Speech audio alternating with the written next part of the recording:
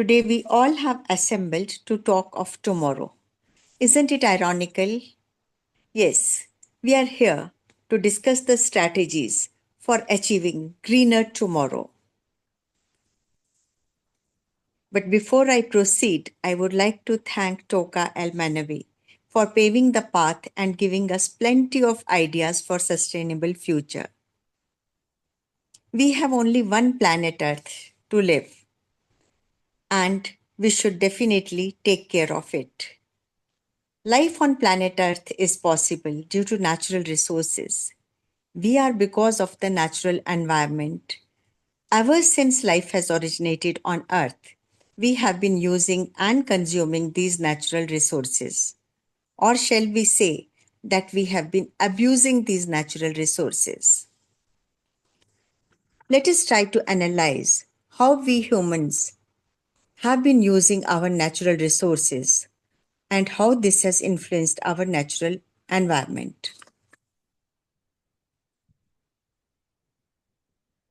Let us first try to understand our consumption patterns, which has phenomenally changed due to development. We are shifting from eating mostly home cooked meals, balanced meals, to fast food. We feel proud in consuming exotic fruits and vegetables, and we forget the local produce. We are using a lot of electronic gadgets in our day to day life. Our wardrobes are filled to the brim, and in this manner, there is absurd increase in the consumption over the last couple of years. Due to this, there is rapid growth in fossil energy consumption, causing high levels of carbon emission. We must understand that we all have a responsibility to reduce our carbon footprint and help protect the environment for future generation. So what is carbon footprint? A carbon footprint is a measure of determining the amount of production of carbon dioxide and the other greenhouse gases as a result of our daily activities like using of air conditioners, cars, bikes. Electricity and heat production are the largest contributors to global emissions. Increase in carbon dioxide is expected to warm Earth, which will have consequences such as melting of ice, rising sea levels, and changing weather patterns. These are gigantic concerns. While it may seem daunting, there are plenty of small steps we can take to start our environmental impact. We all understand that carbon footprint is how much carbon goes into the air because of something done by the people. And I sincerely believe that the ailment which is induced by humans can hopefully be reverted by taking some consistent steps as individuals, as community, as nation, and the whole world. These small steps only can bring a big change. The one thing is we need consistency, and secondly, we need a large number of people taking part in this path. There are some easy tips that will make a big difference when we learn how to reduce our environmental footprints. Consistency is the key.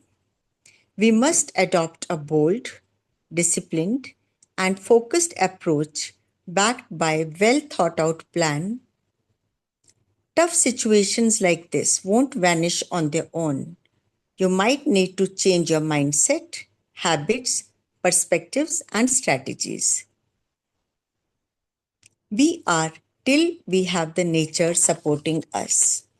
Once the nature ceases to help and support us, we shall not remain, and all living beings will become history.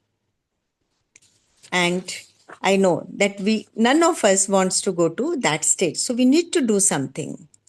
And in this battlefield of life, we must adapt and rise stronger. We all have heard this famous quote: When the going gets tough, the tough gets going. And to fight this tough battle of carbon footprints, we need to take some solid, sustainable actions like water recycling, waste recycling, health and wellness, animal welfare, environment protection, child rights, and there are plenty of such things. To achieve such goals, we need to take some measurable yearly actions. For example, waste recycling, we need to measure how much plastic is recycled in a year. We need to measure how much paper is recycled in a year. We need to measure how many electric gadgets are recycled. In this manner, if we all make a conscious effort and we chalk out the plan and implement the strategies, then we can definitely achieve a greener tomorrow.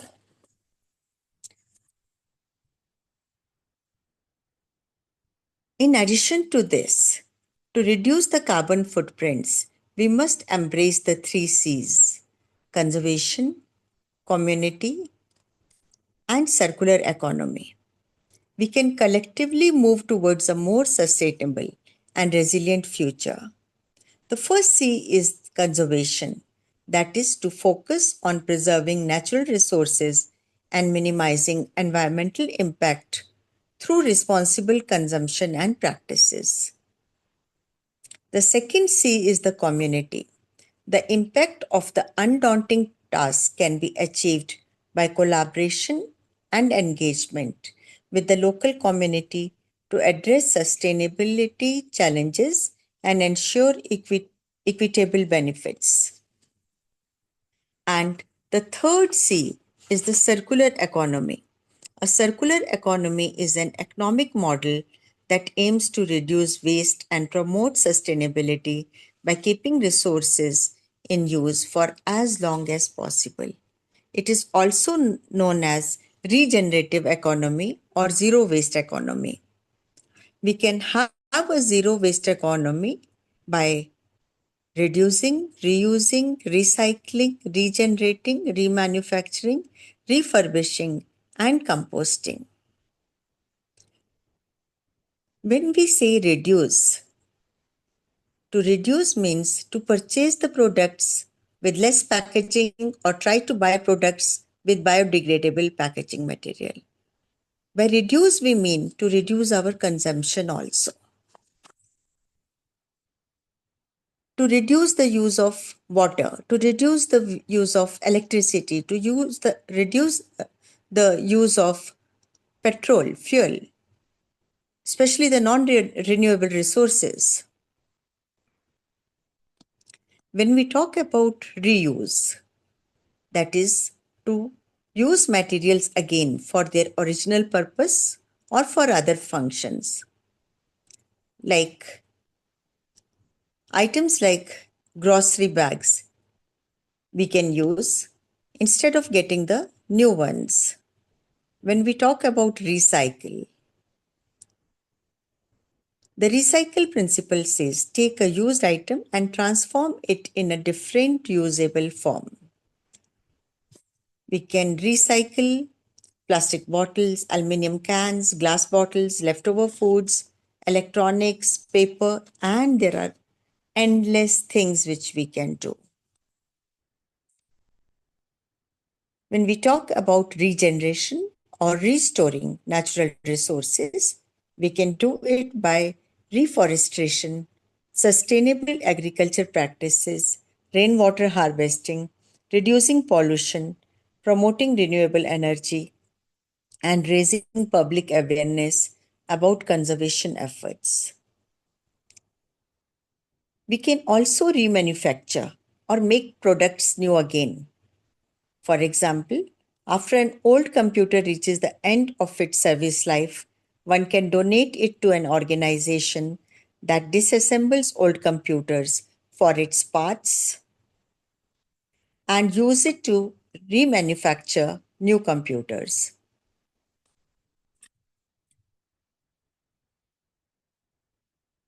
In this way, we can reduce waste, pollution, and carbon emissions. It would help to tackle climate change, biodiversity loss, and other global challenges. It would also create a resilient system that's good for people, business, and the environment. In this manner, the life cycle of products is extended, and in practice, it implies reducing waste to a minimum. In the end, I would request my dear audience to take a pledge to reduce carbon footprints, to reduce the amount of greenhouse emissions produced. And we all should commit to sustainability as a priority to our life. We all should consider the environmental, social, and economic impact of daily decisions and make every effort to reduce our carbon footprints by educating ourselves and those around us.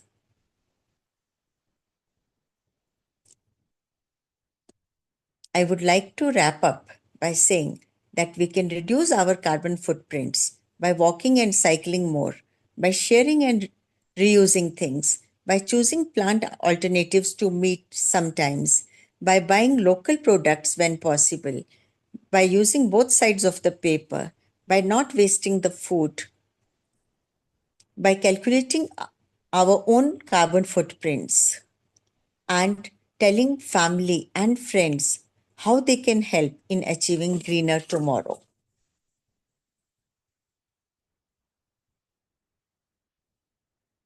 I would also like to thank now EduFam Inter Academy to give me the opportunity to connect to the like-minded people. And I appreciate the efforts and the vision of Dr. Halima Sadia. I applaud your work and efforts towards sustainable future. I look forward and hope to see positive impact of such meetings. The enlightened children would become the torchbearers of tomorrow and show the path of sustainability. Thank you all for giving me a patient hearing. God bless us all and give us the energy and will to fight this challenge. Thank you Thank you. once again and Thank have a you, ma'am. blissful Thank time to you. come. Thank you. Thank Jai you. Hind, Jai Jagat. Jai Hind, Jai It Hind. was a wonderful Jai Hind, ma'am. It was a wonderful speech, Bharti Tanveer, ma'am. And Thank you. I am sure the children are enlightened by your valuable words. Definitely from the speech of Tokal Menavi, ma'am, and Bharti Tanveer, ma'am, we have understood that sustainable development is a way of living that aims to meet our current need without compromising the ability of the future generations. And to meet the needs, it involves balancing the economic as well as the social behavior. So, yes, we have got together to incorporate all the values and we have taken the academic forefront as an activity. Thank you, ma'am. It was a pleasure.